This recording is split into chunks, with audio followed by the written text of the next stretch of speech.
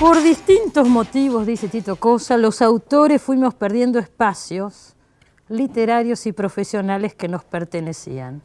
Es hora de empezar a hacer algo para recuperarlos. ¿Por qué se perdieron estos espacios? Yo creo que en el caso, yo lo puedo explicar un poco mejor en el caso del teatro, pero no pasa solo en el teatro, ¿no? Sino pasa también en el cine, en la televisión, en la radio, ahí donde hubo un autor en la ficción, estos que armamos historias a través de los diálogos, esto se fue debilitando como presencia, yo creo que en el caso del teatro está claro que es una lucha por el poder. ¿Vos decís debilitando por el peso de la imagen? El peso de la imagen, el peso digamos, en el caso del teatro, insisto, es una lucha por el poder que gana el director, quizás porque entiende que la imagen tiene que formar parte del cuento escénico, y entonces ahí no solo las palabras, sino que a eso hay que darle una proyección en la imagen, en la narración del espectáculo espectacular, sí. Y ahí aparece el rol del director, lo cual no quiere decir que el autor desaparezca, pero el autor empieza a ser una parte, una parte del espectáculo. Y es ahí donde el autor que se creyó por muchos tiempos que era un escritor de biblioteca y que defendía el texto, es decir, muy celosamente, ¿no? Con un criterio de defender la palabra, lo que escribía, y que creía que lo iban a leer. Es decir, ese autor que llegó a la cumbre con Ibsen, claro, pero es Ibsen, bueno, porque detrás de Ibsen vinieron otros.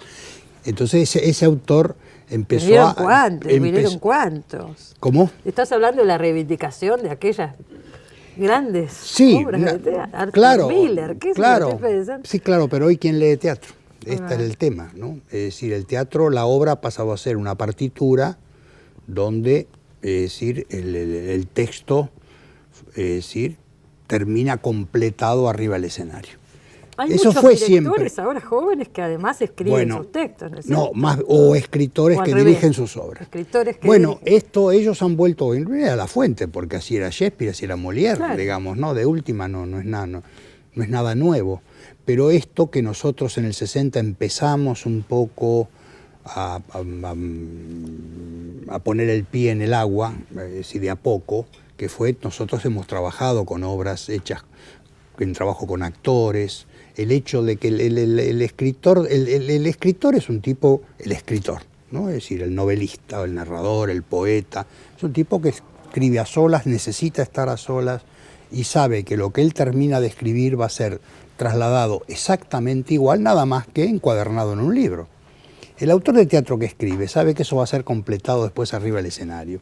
Y este es un vínculo, por eso es un vínculo totalmente diferente, ¿no? Claro. Entonces, el autor siempre tiene una nostalgia del escenario.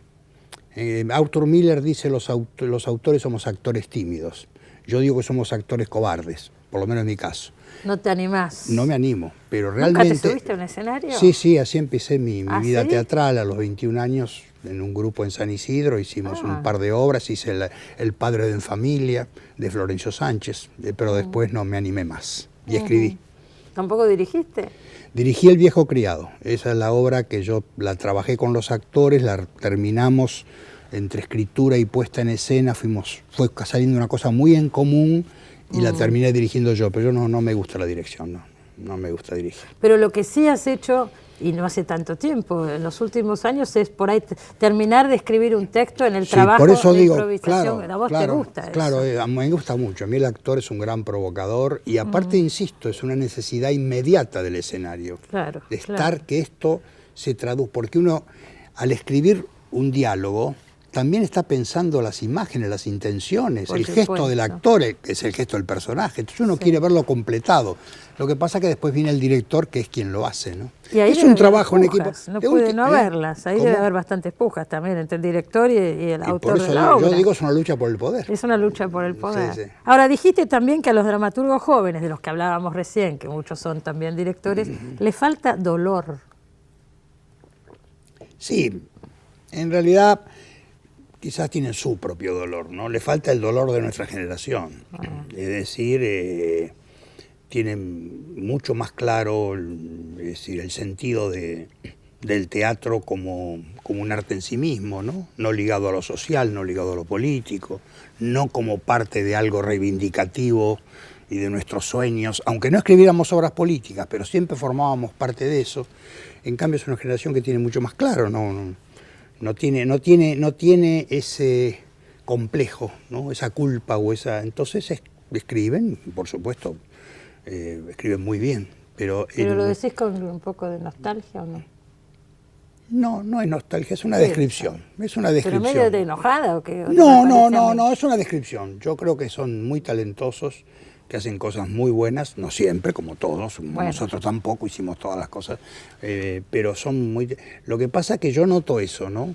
Cuando veo sus obras veo una especie de mirada muy irónica, escriben mucho con humor, en general, ¿no? Tito, no vos creo que también sea has escrito con humor, sí, irónico, otro también. humor, pero vos también usás. Claro, sí, pero me parece que nosotros teníamos, detrás nuestro había como una especie de compromiso social, ¿no? De decir, bueno, pero ¿qué estoy diciendo? No, creo que los jóvenes ahora muy claramente lo tienen, dice, bueno, digamos lo que tenemos que decir. Entonces al reivindicar, ya me voy al corte, al reivindicar la palabra también estás reivindicando de cierta forma el compromiso que podría estar detrás de esa palabra. Sí, ojo, no, que esto sería muy peligroso, pensar que hay que hacer teatro con mensaje, no, nada de eso. Pero sí, es cierto, pero vivimos en un mundo muy ligado a la imagen, muy ligado al zapping, es decir, a la mirada fracturada, al no contar historias. Y yo vengo de un mundo en que, al revés, lo más lindo que era que te cuenten un cuento. Exacto. Y eso es lo que hay que reivindicar. Yo, por lo menos, recuperar. Yo no sé si resta. Bueno, nos vamos al corte y seguimos un poquito más con Tito Cosa. No se vayan.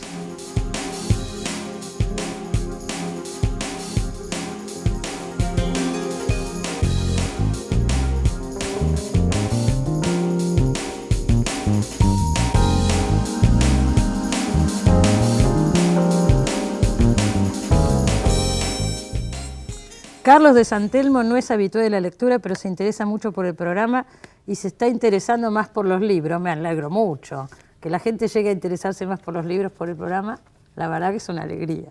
Pedro de San Isidro, hacía de hijo en familia de Florencio Sánchez y también trabajaron juntos en Jaque Mate. Manda saludos para Tito Cosa. Pedro Asperué. Y Damián de Solano comenta que le gustaría que hubiera más libretos positivos en el cine, no pesimistas o dramáticos. ¿Qué opina Tito Cosa sobre esto? ¿Sobre que haya más? Le gustaría que hubiera argumentos más positivos y no tan pesimistas. No sé, a mí me gusta, es decir, cada uno recibe lo que ve de distinta manera. Mientras haya talento, mientras haya... Es decir, cuando uno ve una película como Qué bello es vivir, que es optimista, pero está contada la historia, es tan hermosa, tan bien contada que uno lo recibe bien. Ahora, si es un optimismo nada más que para que vaya gente a la sala, que generalmente el optimismo está relacionado con la convocatoria de espectadores. Eso a mí me produce horror. Como que la gente está necesitando. Claro, esa cosa, la gente necesita, no quiere pensar, la gente trabaja y quiere ir a divertirse, eso es horrible.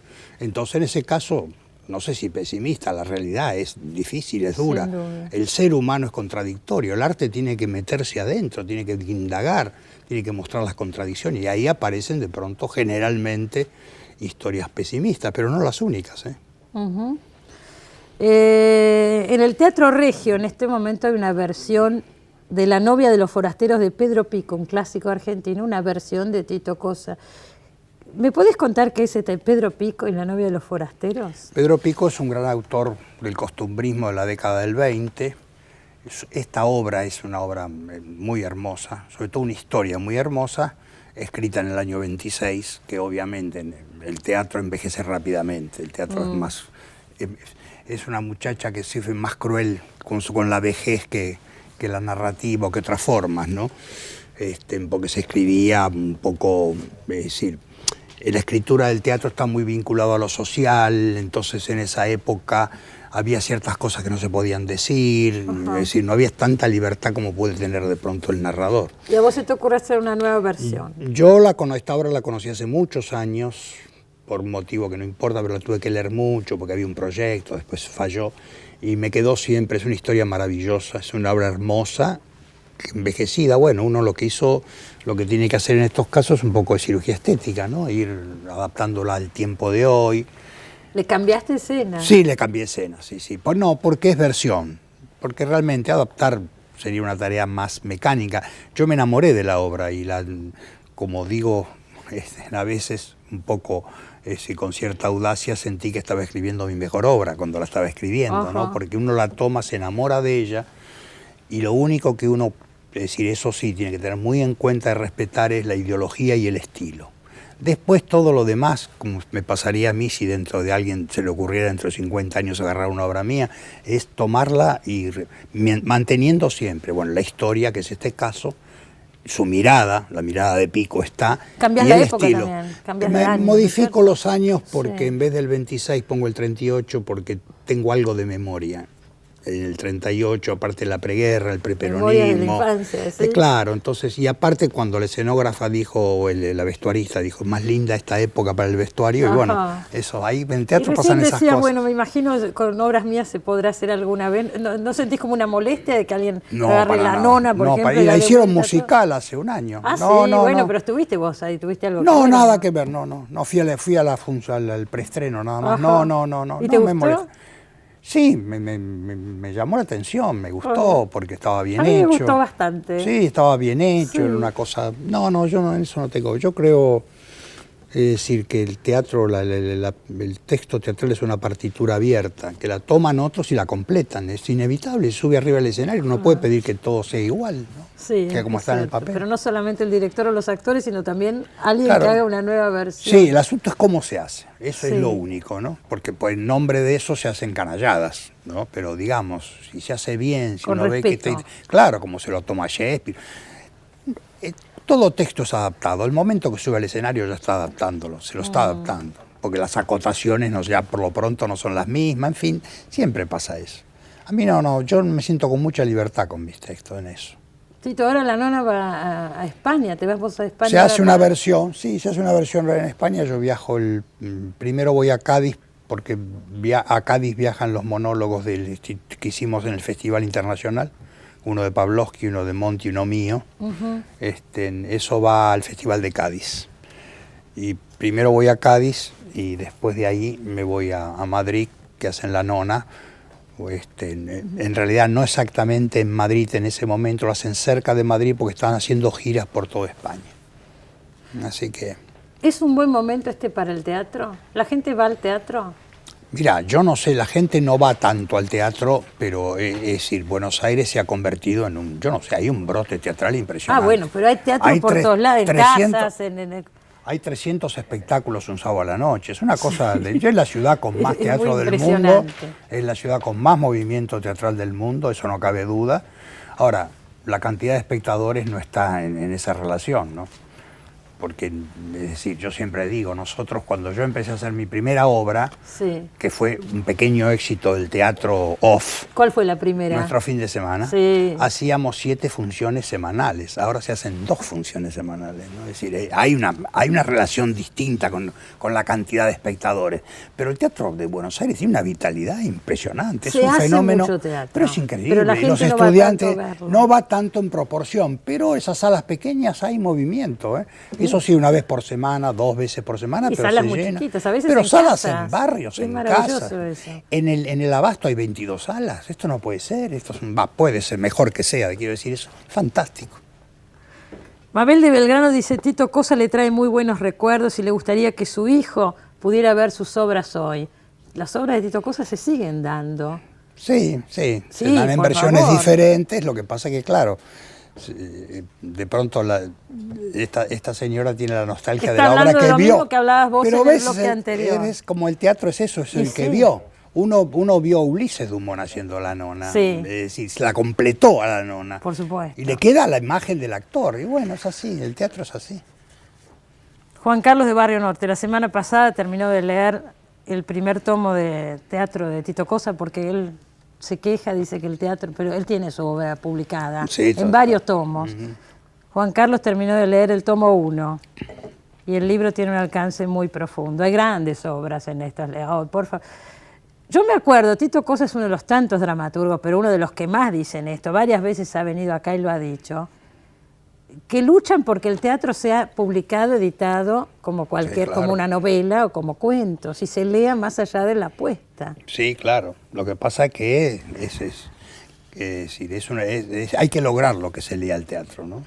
Creo que hay que también hacerlo en los colegios se hace mucho, en las escuelas se leen. Se leen, aparte los chicos de pronto las interpretan porque les dan a leer los personajes, ¿no? Pero lo notable es cierto, eso en las escuelas se lee, lo sé por mi hija y los chicos jóvenes se lee a Tito Cosa, a Gorostiza, Sí, claro. que son nuestros Claro, clásicos. claro, y ¿no? aparte un teatro, digamos, más comprensible, ¿no? No un teatro hermético. Bueno, Tito además tiene un teatro, que es el Teatro del Pueblo, con Sí, un grupo sí, que estrenan de ahora, autores. digamos esto que nos vamos al corte. No. Estrenan un espectáculo que dirige Elías Yelín basado en monólogos de 4 autores, entre ellos Tito Cosa. Carlos País, Carlos Roberto País. Perinelli y Marta de Gracia. En el Teatro del Pueblo, En el que es Teatro un del lindísimo Pueblo. teatro que Sí. se mantiene en Dedicado al autor argentino. Dedicado al autor argentino. Bueno, nos tenemos que ir al corte. Bueno. Acá un señor te deja un mensaje, te lo doy para que lo leas, porque Bueno. es dedicado para ti. Suerte con la nona en España. Bueno, gracias. No se vaya, que ahora viene Mauricio Gracias, Weinroth y pasamos a hablar de ballet. Ya volvemos.